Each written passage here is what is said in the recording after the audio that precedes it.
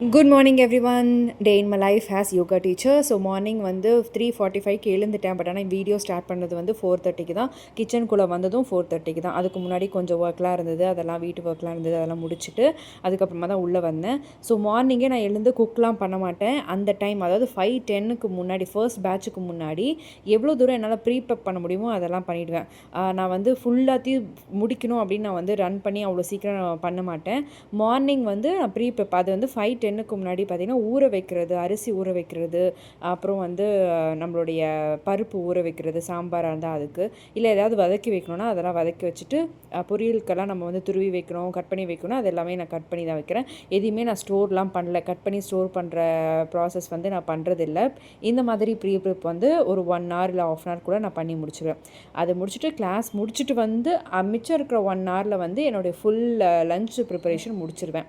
So இப்போ பார்த்திங்கன்னா என்னுடைய ரசம், சாம்பார், காய் இது எல்லாமே முடிச்சிட்டேன்.